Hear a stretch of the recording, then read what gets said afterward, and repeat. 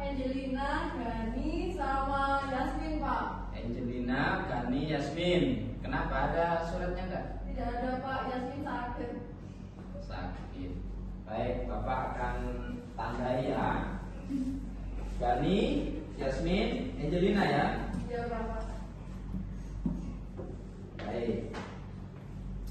Nah sekalian, sebelum kita memulai pelajaran pada kesempatan kali ini, diawali dengan doa terlebih dahulu. Mudah-mudahan pelajaran kita berjalan dengan lancar, ilmunya bermanfaat.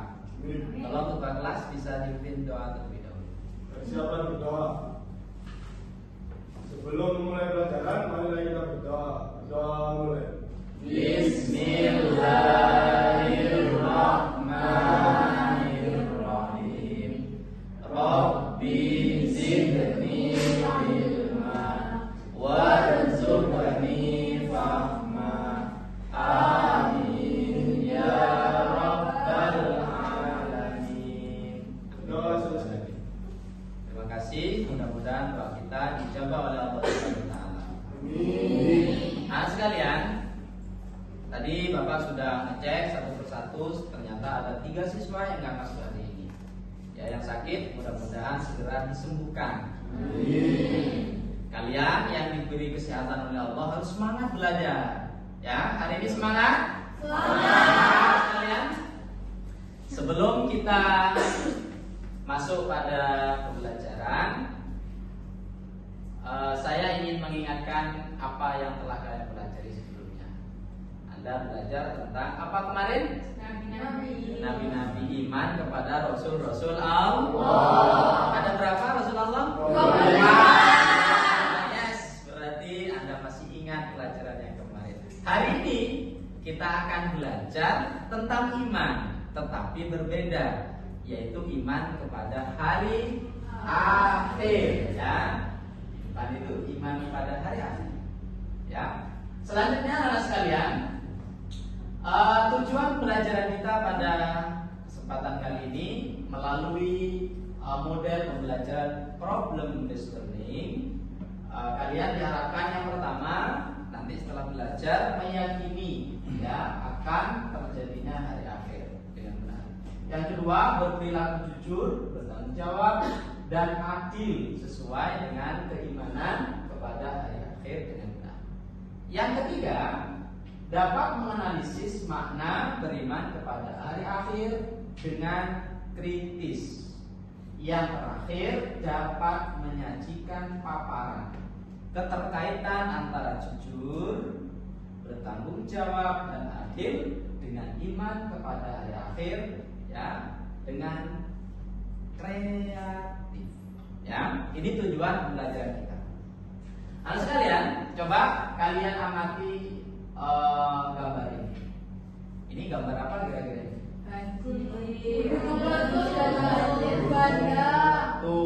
Terus yang satunya? Banjir bandang. Gempa. Ya. Banjir. Ini gunung meletus. Semeru ya? Baik, berarti itu menandakan bahwa alam ini akan mengalami yang namanya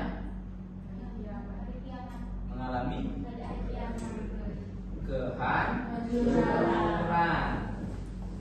Maka coba diamati video berikut ini. Jadi nanti Anda akan saya berikan LKPD, lembar kerja peserta didik.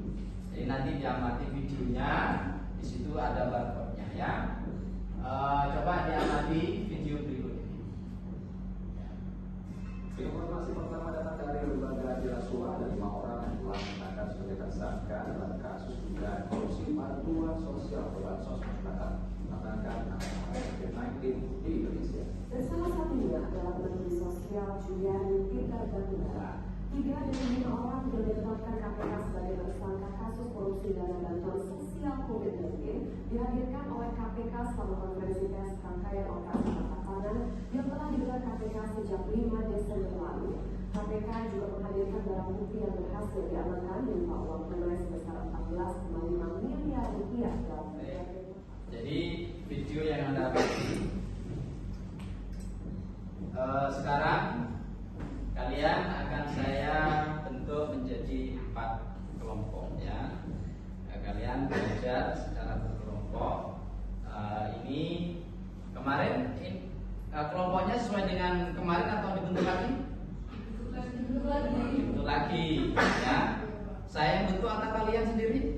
Bapak yang bentuk. Oke, kalau saya yang bentuk langsung saja kelompok 1, 2. Nah, masing-masing perwakilan kelompok maju ke depan. Bapak berikan LKPD ya. Kelompok 1 siapa perwakilannya? Oke. Ini LKPD-nya. Kelompok 2, kelompok 3, kelompok 4. Silakan kembali ke kelompoknya masing-masing. Ya. Sekarang adalah tugas kalian mengidentifikasi video tadi, persoalan atau problem yang ada di video tadi itu masalah apa. Kemudian Anda analisis faktor-faktornya apa, kemudian kaitannya dengan iman itu iman kepada hari akhir itu apa, dan seterusnya ya. Di LKPD itu sudah ada petunjuk pengerjaannya sampai selesai. Sekarang silahkan formasi kelompoknya disaksikan. Kalau Anda belum jelas videonya, di situ ada barcode, silakan di-scan, nanti akan keluar videonya. Ya. Kemudian di situ ada bahan ajar modul, di situ ada linknya ya di nomor 4 itu. Kalau Anda butuh bahan untuk memperkaya wacananya, bahannya, Anda bisa searching lewat linknya itu. Kalau videonya Anda bisa scan barcode-nya ya. Silahkan dikerjakan. Pengerjaan ini saya beri waktu 30 menit. Cukup ya? Cukup. Baik anak-anak sekalian, ini Anda sudah 15 menit. Silahkan di sisa waktunya. Tadi berapa menit? 30 menit, berarti tinggal 15 menit. Silakan Anda susun ya data-data yang telah Anda temukan. Nanti data itulah diaplikasikan di akhir. Ini sudah mulai menyusun ini? Sudah. Oke, kelompok berapa ya? Kelompok Kelompok 4 ya? berapa? Kelompok 2. Sudah. Oke. Kelompok 3. Kurang sedikit. Oke. Gimana kelompok 1? Aman, sudah mau selesai nih kayaknya. Oke, terima kasih. Ini sudah habis 30 menit, pas ya. Sudah selesai semua? Sudah. Alhamdulillah. Masih semangat? Masih. Harus semangat. Semangat.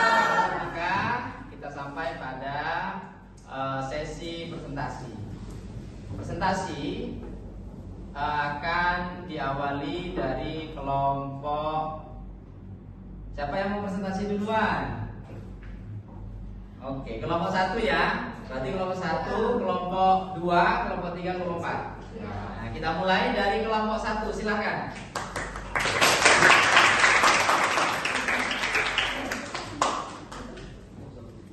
Assalamualaikum warahmatullahi wabarakatuh.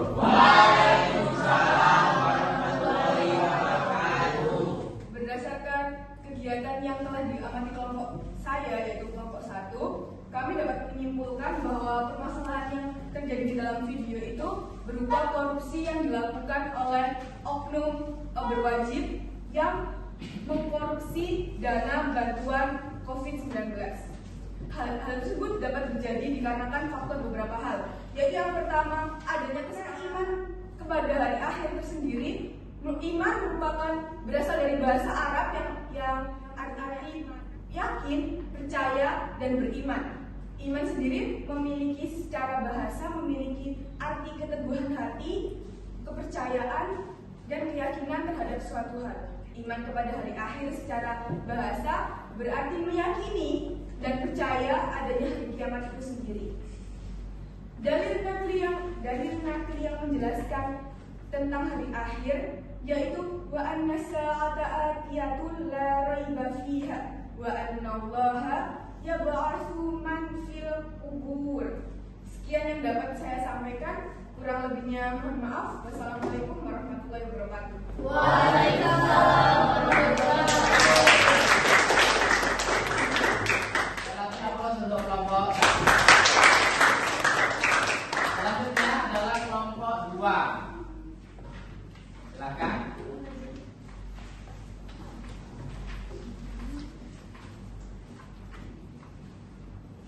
Assalamualaikum warahmatullahi wabarakatuh.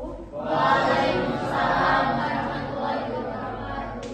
Di sini saya mewakili kelompok saya untuk membacakan hasil diskusi yang telah kami diskusikan. Untuk yang pertama, yang bisa saya simpulkan bersama teman-teman saya dari video tersebut adalah terjadi penggelapan uang bansos yang dilakukan oleh Menteri Sosial. Lalu, untuk kasus tersebut mengapa bisa terjadi? Dikarenakan ia lupa kalau manusia akan mengalami kematian, sedangkan saat di akhirat semua perbuatan akan dipertanggungjawabkan. Dan untuk macam-macam hari akhir, ada 2 macam hari akhir, yaitu kiamat sughra dan kiamat kubra. Untuk tahapan peristiwa hari akhir, yaitu yaumul barzah, yaumul ba'ats, yaumul has, yaumul mizan, dan yang terakhir neraka dan surga. Sekian presentasi dari saya. Mohon maaf bila ada salah kata. Wassalamualaikum warahmatullahi wabarakatuh. Waalaikumsalam warahmatullahi wabarakatuh. Selanjutnya adalah kelompok 3. Silakan yang mewakili. Saya di sini mewakili kelompok 3 akan membacakan kesimpulan yang telah kami dapatkan setelah mengerjakan LKPD. Informasi yang kami dapatkan setelah mencari data dan informasi untuk memperkaya pengalaman kami dan pemahaman kami mengenai perilaku iman kepada hari akhir antara lain 1. Meningkatkan ketakwaan kepada Allah. Seseorang yang beriman kepada hari akhir akan memiliki ketakwaan kepada Allah yang sangat tinggi karena mereka tahu mereka akan mati dan semuanya yang mereka lakukan di dunia akan dipertanggungjawabkan. Kedua, berjihad di jalan Allah.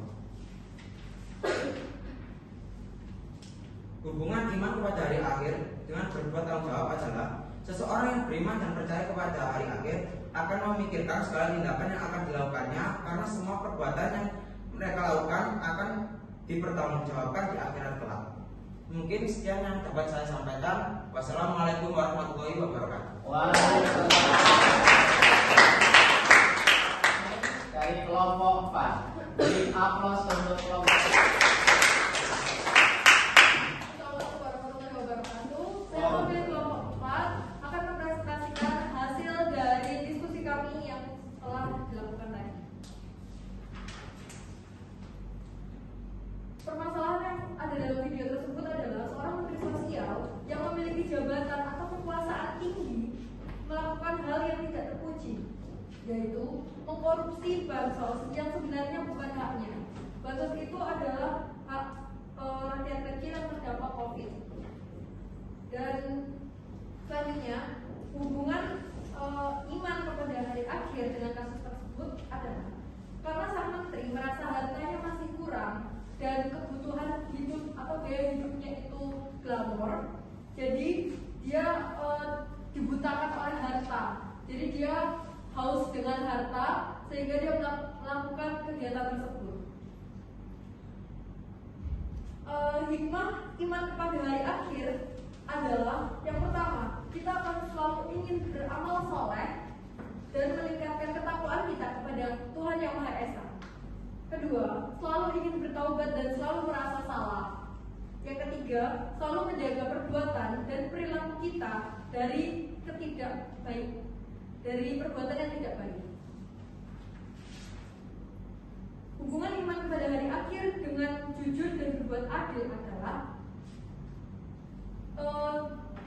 jika seseorang beriman kepada hari akhir, maka ia akan merasa perbuatannya dan apa yang dia lakukan itu diawasi oleh Allah dan akan dipertanggungjawabkan pada mahsyar nanti. Jujur dan adil itu adalah perbuatan yang terpuji dan bernilai pahala, sehingga kita harus bisa berbuat jujur dan adil dalam kegiatan sehari-hari kita.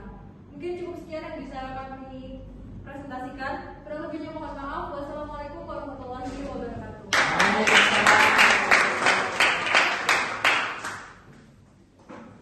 Baik, terima kasih atas presentasinya. Kelompok 1, kelompok 2, dan kelompok 3 dan kelompok 4 semuanya luar biasa. Ya. Dari apa yang telah dipresentasikan, ada beberapa yang perlu saya tambahi, saya kuatkan, ya, terkait dengan materi iman kepada hari akhir. Coba yang nanti di depan ya. Jadi apa? Mempercayai adanya hari akhir. Jadi iman kepada hari akhir mempercayai dengan sepenuh hati bahwa suatu saat dunia beserta isinya akan berakhir atau hancur, serta manusia akan dibangkitkan dari kubur menuju akhirat. Untuk apa? Untuk mempertanggungjawabkan perbuatannya selama hidup di dunia. Jadi bahwa hidup ini tidak selamanya, ya, akan mengalami kematian dan dibangkitkan lagi. Setelah itu semua amal yang dilakukan di dunia itu akan dipertanggung. Selanjutnya adalah sekalian, macam-macam hari akhir. Ada dua, hari akhir atau hari kiamat, kiamat suro dan kiamat kubro. Kiamat suro itu kiamat kecil. Apa diantaranya? Ada orang mati, ada tsunami, ada gunung meletus, dan sebagainya. Itu adalah kiamat suro. Ya. Dengan adanya orang mati, kalian sadar, oh ternyata hidup tidak selamanya. Yang kedua adalah kiamat kubro, kiamat besar. Kapan itu? Tidak ada yang tahu. Kiamat kubro itu adalah hancurnya seluruh alam semesta beserta isinya. Tidak gunung, tidak manusia, semuanya mati. Semuanya akan mengalami kehancuran. Itulah yang dimaksud dengan kiamat kubro.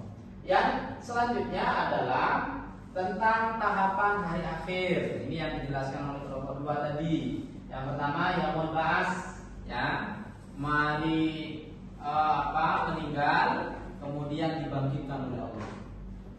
Selanjutnya yaumul hasyr, setelah bangkit digiring pada satu tempat yang sangat luas sekali. Seluruh manusia berkumpul di tempat itu. Ya, ini disebut dengan yaumul hasyr, tempatnya disebut dengan mahsyar. Yang selanjutnya adalah yaumul hisab. Setelah di padang mahsyar, amalnya dihitung. Itu namanya dihisab. Antara amal baik dan amal buruknya dihitung. Di sini ada malaikat raqib, di sini ada malaikat lebih banyak amal baiknya atau amal buruknya. Yang selanjutnya adalah yaumul mizan. Habis dihitung, ditimbang. Yang mana yang lebih berat?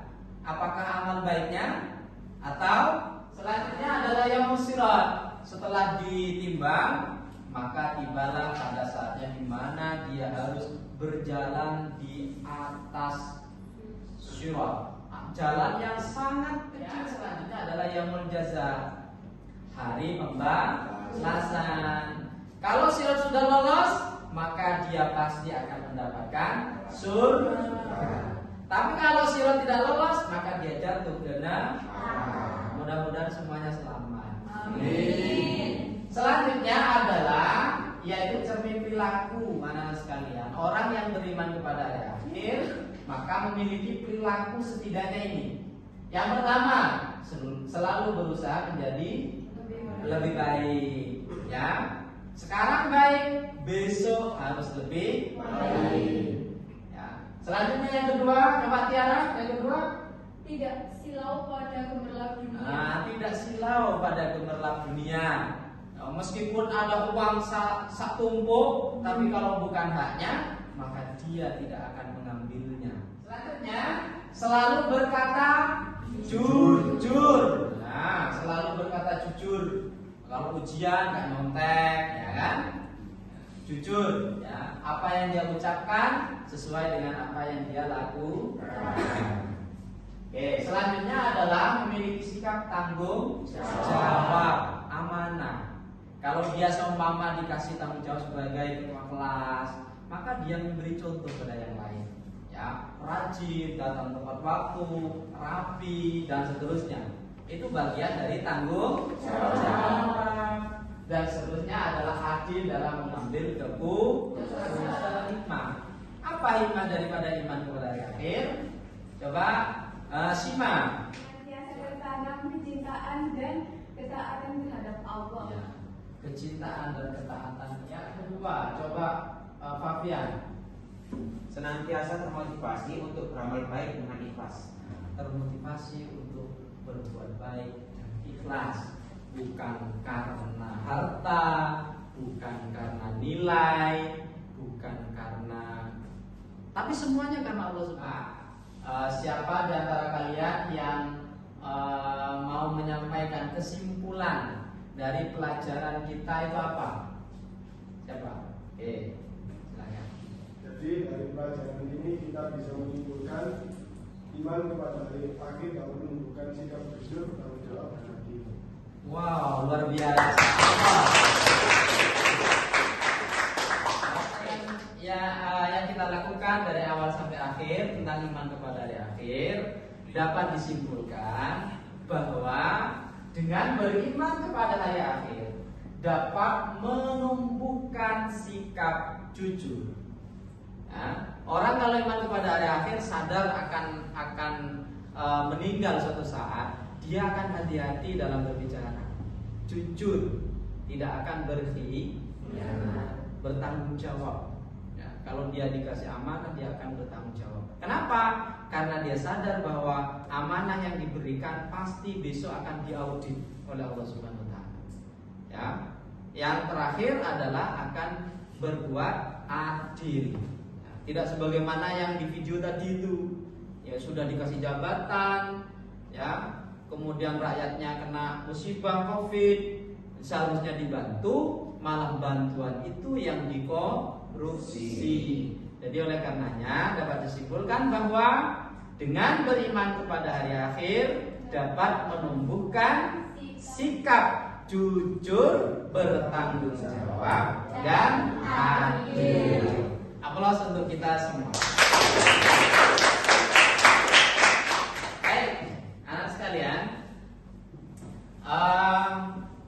Kita sudah berada di ujung pembelajaran. Namun demikian, anak-anak, saya ingin mengetahui apakah kalian betul-betul sudah memiliki kemampuan sesuai dengan tujuannya di awal, ya. Oleh karena itu, saya ingin memberikan sedikit soal, ya. Silakan dikerjakan, ya. Dikerjakan. Satu-satu, ingat harus jujur. Silakan dijawab sesuai dengan kemampuan masing-masing. Oke. Ini dikasih nama ya, nomor absen, biar saya dalam menginput nilainya tidak bingung. Nama lengkap.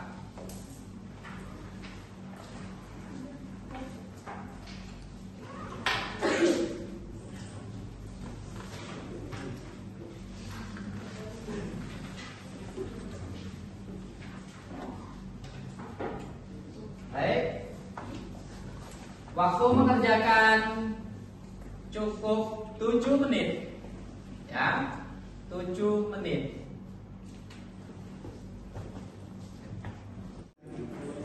Baik. Gimana, sudah selesai semua? Alhamdulillah. Dikumpulkan ya? Ya. Enggak usah ini, saya yang ngambil. Oh iya. Sudah dikasih nama semua ya?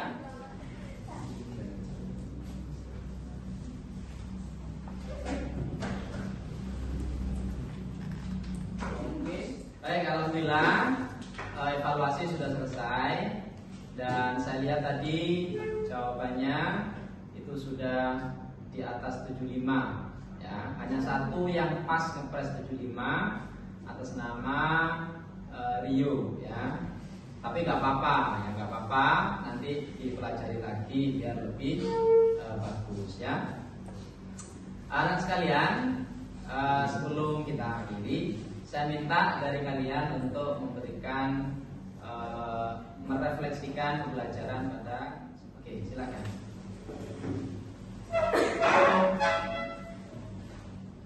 Terkait dalam pembelajaran ini, saya sangat senang dan bahagia karena di dalam pembelajaran tersebut terdapat video menarik. Oh, video menarik ya. Oke, terima kasih. Ada lagi mungkin yang mau menambahi terkait dengan pelajaran hari ini sebagai masukan buat saya? Bisa berdiri. Dari pembelajaran kali ini seru dan kita juga bisa belajar dari kasus yang ada di keseharian kita sendiri.